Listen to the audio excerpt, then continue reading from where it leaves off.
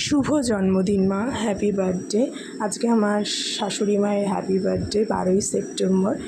Basically আমার আর শাশুড়ি মায়ের জন্মদিনটা একই দিনে, বাংলা মতে 26শে ভাদ্র, আর ইংলিশ মতে শাশুড়ি মায়ের 12ই সেপ্টেম্বর, আর আমার 13 তারিখ 13ই সেপ্টেম্বর।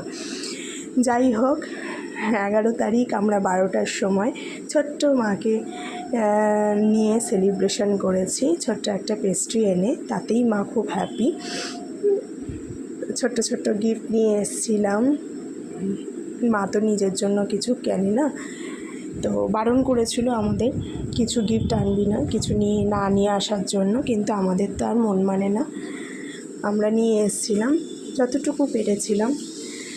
মা নিজের জন্য কিছু কিনবে না বলেই আমরা নিয়ে এসেছি, কারণ নিজের জন্মদিনে একটা গিফট পাওয়া সবারই খুব ভালো লাগে।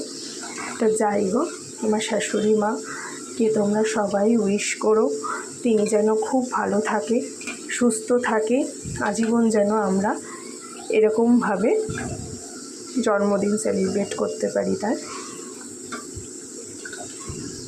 মা তো গিফট পেয়ে ভীষণ খুশি, দেখো মুখ দেখলেই তোমরা বুঝতে পারবে কতটা খুশি হয়েছে, কতটা হ্যাপি হয়েছে।